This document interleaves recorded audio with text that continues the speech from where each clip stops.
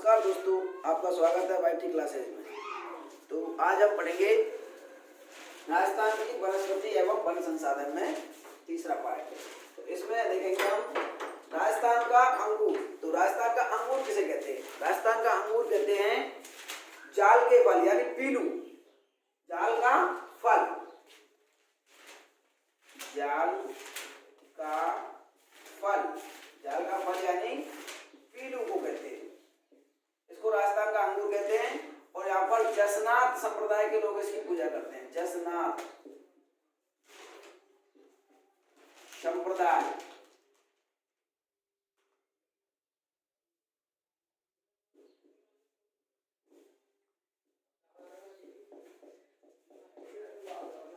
पूजा करते हैं जाल के पेड़ की।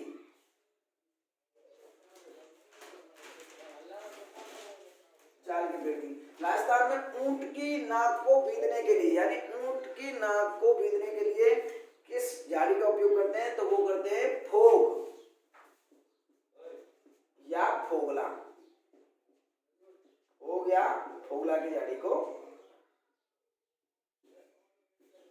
का उपयोग करते हैं। राजस्थान में ऊंट की नाक को बीधने के लिए फोग या फोगला की झाड़ी का उपयोग करते हैं। अब राजस्थान में पान की खेती को बजेड़ा कहते हैं। क्या कहते हैं भाई? बजेड़ा। पान की खेती को बजेड़ा कहते हैं।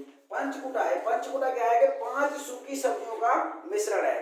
5 सूखी सब्जियों का मिश्रण, जैसे कि काचरी ले ली, कैर ले ली, काचरी, कैर और तुम्हारी कुंठा और सब सांगरी आदि, 5 सब्जियां हैं इसमें। तो इसके बाद आते हैं होबा जोजोबा। होबा जोजोबा। तो होबा जोजोबा क्या है कि होबा जोजोबा के पेड़ों से, इनके बीजों से, होबा जोजोबा के बीजों से बायोडीजल का विकल्प तैयार किया जा रहा है। बायोडीजल का विकल्प तैयार किया जा रहा है। और होबा जोजोबा इजराइल से लाया गया था। तो इसका बायोडीजल का विकल्प, बायोडीजल का विकल्प, और ये कहां से लाया गया है पौधा? इजराइल से। इजराइल से लाया गया। इसके बाद में मोपेन, मोपेन नाम का पौधा है। ये लाया गया था अपना जिम्बाब्वे से। जिम्बाब्वे, जिम्बाब्वे से लाया गया था मोपेन नाम का पौधा। और एक बुर घास होती है जो, इसको लेमन घास भी कहते हैं। लेमन घास भी कहते हैं बुर घास को। बुर घास को लेमन घास भी कहते हैं। ऐचा घास जो कि राजस्थान के भरतपुर जिले में मिलती है। ऐचा घास में पक्षियों के पंजे उलझ जाते हैं, यानी पक्षियों के पंजों में एक घास चिपट जाती है और उनको रोके रखती है। इस कारण से उनकी भूख प्यास के कारण मृत्यु हो जाती है, उनको चलने नहीं देती है वो एक जगह से दूसरी जगह। तो ऐसा घास है जो हमारे भरतपुर में मिलती है। कहाँ मिलती है? भरतपुर में। और इसमें पक्षियों के पंजे उलझ जाते हैं। इसके बाद में दुधारू, ये दुधारू भाई उधारू नहीं है। दुधारू पशुओं के लिए कौन सी घास पौष्टिक घास है जो ज्यादातर उपयोग में लाई जाती है? वो धामण। धामण घास दुधारू पशुओं के लिए। अमृता देवी मृगवन वन्य उद्यान। तो अमृता देवी आते हैं, हम देखेंगे अमृता देवी का किस गांव से संबंध है? तो खेजड़ली गांव, खेजड़ली गांव यह है जोधपुर में। यहाँ पे मेला भी बढ़ता है, वृक्ष मेला। वृक्ष मेला भी लगता है यहाँ पे भाई, वृक्ष मेला। वृक्षों का भी मेला है यहाँ पे, वृक्ष मेला है खेजड़ली गांव जोधपुर में। किसकी याद में? अमृता देवी की याद में। शुष्क वन संस्थान, शुष्क वन संस्थान से कहते हैं आवरी, और आवरी है जोधपुर में। आवरी है अपना जोधपुर में। और जोधपुर में इसकी स्थापना हुई थी 1885 ईस्वी में इसकी स्थापना हुई थी।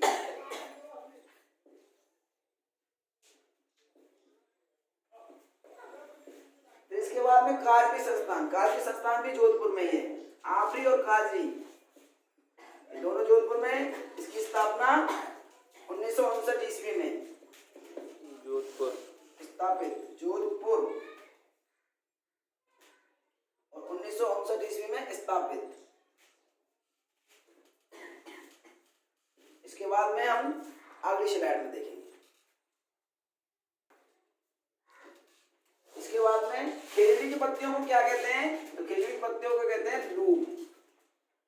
और खेजड़ी के अन्य नाम कौन कौन से हैं? खेजड़ी के नाम है समी, जांटी, सिंधी भाषा में इसको क्या बोलते हैं? छौंकरो, सिंधी भाषा में इसको छौंकरो बोलते हैं। और इसको राजस्थान रेगिस्तान का कल्प वृक्ष भी बोलते हैं। इसके मतलब सूखी जो फलियां होती हैं उनको सांगरी बोलते हैं, और इसकी पत्तियों को लूम बोलते हैं। तो अब खेजड़ी से याद आया कि कल हमने यहाँ पे खेजड़ी और रोहिड़ा, तो इन दोनों को हमने राज्य पुष्प में कल बताया था कि 31 अक्टूबर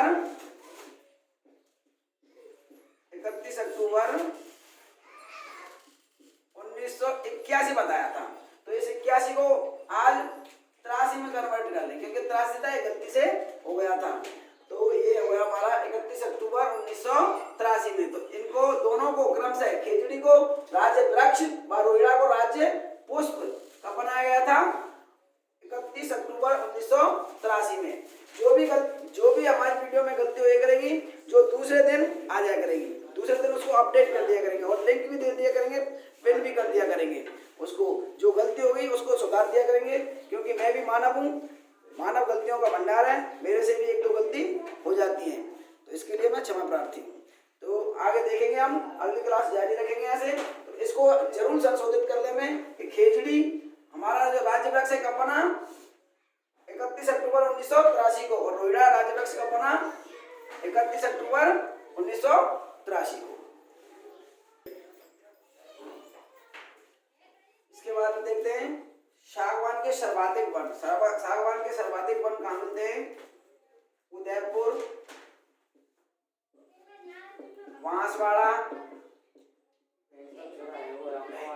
और डूंगरपुर। राजस्थान का चीकू, तेंदू का फल, तेंदू का फल, इसको क्या बोलते हैं? टीमरू। टीमरू को राजस्थान का चीकू कहते हैं, राजस्थान का चीकू। सालार वृक्ष, सालार वृक्ष से गोंद प्राप्त किया जाता है, प्राप्त किया जाता है, सालार वृक्ष से गोंद प्राप्त किया जाता है। इसके बाद में देखते हैं सालार वृक्ष से गोंद प्राप्त किया जाता है। गोंद किन किन वृक्षों से प्राप्त किया जाता है? देखो भाई, गोंद किन किन से प्राप्त किया? नीम, नीम तो गोंद मिला है ना, पीपल, खेजड़ी, शालर,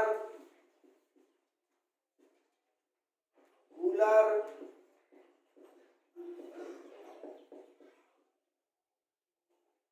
बबूल। गोंद के लिए प्रसिद्ध गांव चौहटन, चौहटन गांव अपना जो बाड़मेर में है, और ये गोंद के लिए फेमस है भाई, चौहटन गांव बाड़मेर। इको टूरिज्म पॉलिसी फरवरी 2010 में लागू करी गई, फरवरी 2010 में। इस पॉलिसी से एक फायदा हुआ था, क्या हुआ था? इको टूरिज्म पॉलिसी से वन के साथ साथ पर्यटन को भी बढ़ावा मिला।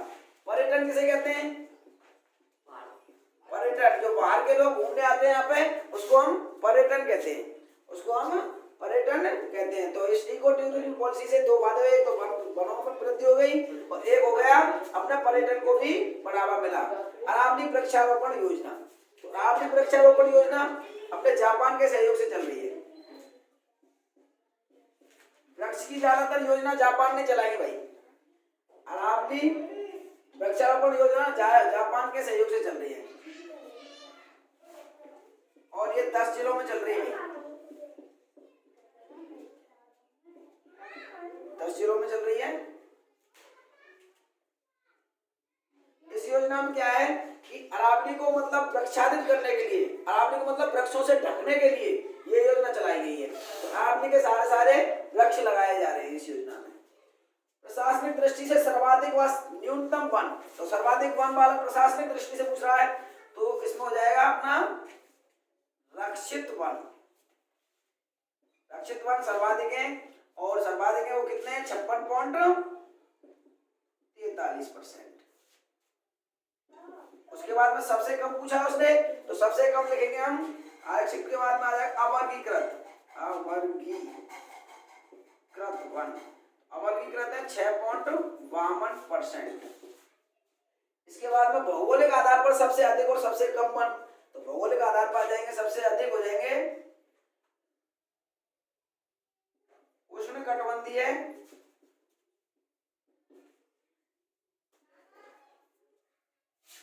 शुष्क धौक वन, धौकड़ा वन, ये कितने हो जाएंगे 58.11%, 58.11% सर्वाधिक।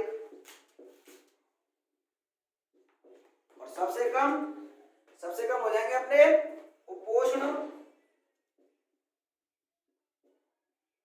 कटिबंधीय सदाबहार वन,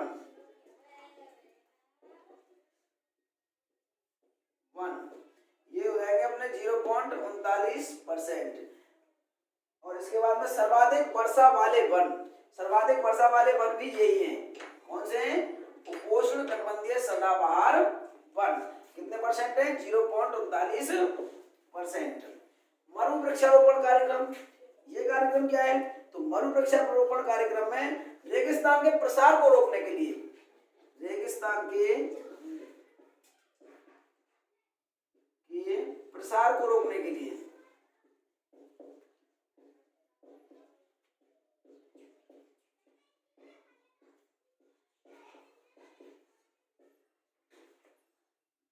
मरुस्थल या रेगिस्तान एक ही बात है, मरुस्थल या रेगिस्तान में वृक्ष लगाएंगे।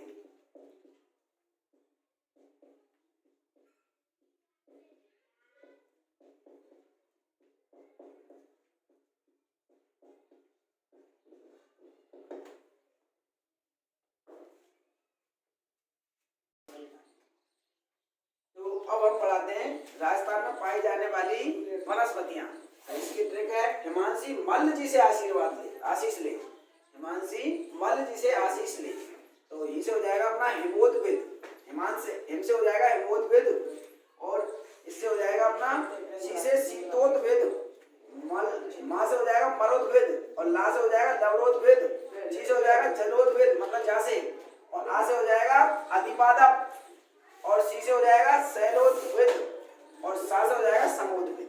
अब इनको क्या क्या कहते हैं, तो देखेंगे मरोद्भिद। अब यहाँ हिमांशी, हिमा मतलब हिम मतलब बर्फ, और जब कोई आदमी बर्फ में लग जाए तो काया कैसे जाए, डेड बॉडी, कैसे जाए, डेड बॉडी।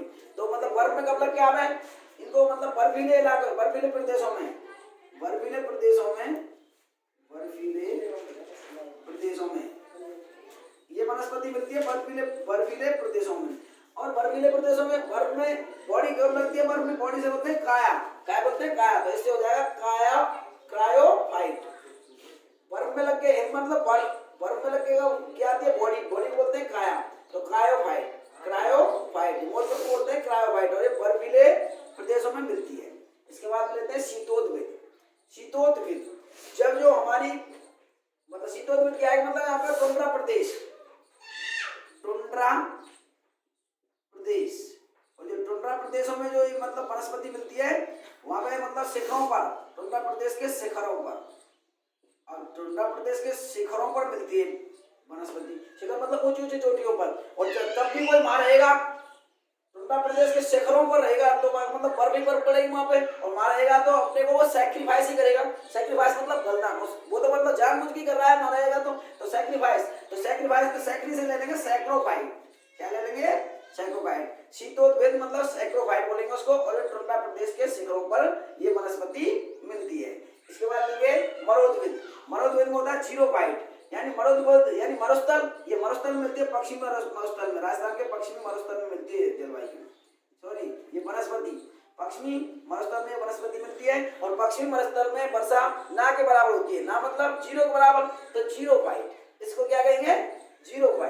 इसके बाद लेंगे हम ला से हो जाएगा लवणोद्भिद। तो लवणोद्भिद जैसा कि नाम से पता चल रहा है ये मैंग्रोव, यानी लवणोद्भिद का मतलब होता है लवण यानी नॉन, और नॉन का मिला सागर के किनारे पे या कोई दलदली भाग में। तो मैंग्रोव वन होते हैं जो हमारे मैंग्रोव वनस्पति होती है जो सागर के किनारे पर मिलती है, क्योंकि वहां पर नमक, सागर के पानी तो नमक बनाया जाए, नमक बनाने के बाद बात है मैंग्रोव वनस्पति, बात है हम मैंग्रोव वनस्पति। और ये दलदली भागों में मिलती है, और एक कहाँ पे मिलती है राजस्थान में, लूरी नदी के किनारे मिल जाती है और सावर झील के किनारे मिल जाती है। कौन सी, लवणोद्भिद। लवणोद्भिद को ही मैंग्रोव वनस्पति या दलदली वनस्पति कहा जाता है। इसके बाद मिलेंगे जी मतलब जा से जलोद्भिद, और जल से कहते हैं इंग्लिश में हाइड्रा। तो हाइड्रा से हो जाएगा हाइड्रोफाइट। क्या हो जाएगा, हाइड्रोफाइट। जल व नमी वाले क्षेत्रों में, जल व नमी वाले क्षेत्रों में मिलती है हाइड्रोफाइट। इसके बाद में आ लेंगे, आ से हो जाएगा अधिपादप, और अधिपादप से एयर प्लांट, एयर प्लांट वाले स्थान पर मिलती है, और सर्वाधिक मिलती है अपने सरिस्का में, सर्वाधिक मिलती है सरिस्का में, सरिस्का अभ्यारण्य अलवर में, सरिस्का मिलती है सर्वाधिक। फिर देखेंगे सी से हो जाएगा सैलोद्भिद, और सैलोद्भिद का मतलब होता है मतलब सैल या चट्टान या गुफा, चट्टान या गुफा, तो ये चट्टान या गुफा मिलती है। अब तुम्हें पता है गुफा की दीवार में क्या करें हम, क्या करें, लिपापोती। तो लिपापोती तो लिथोफाइट। चट्टानी गुफाओं को क्या करते हैं, चट्टानों की गुफाओं की दीवारों को क्या करते हैं, लेपते हैं, तो लेप से थे लिथोफाइट। और यह समोद्भिद मतलब समताप, मतलब समताप व आर्द्रता, यहाँ पे समान ताप और आर्द्रता रहेगी इस स्थान पर, उसको बोलेंगे समोद्भिद, और समोद्भिद को बोलते हैं मेसोफाइट। क्या बोलते हैं, मेसोफाइट। तो इस प्रकार ये हमारी क्लास आज कंप्लीट होती है, राजस्थान की वनस्पति एवं वन संसाधन वाली क्लास आज कंप्लीट होती है। अगर ये क्लास हमारी क्लास आपको पसंद आई हो तो लाइक करें, शेयर करें और सब्सक्राइब करें। लिंक डिस्क्रिप्शन में दिया हुआ है। धन्यवाद।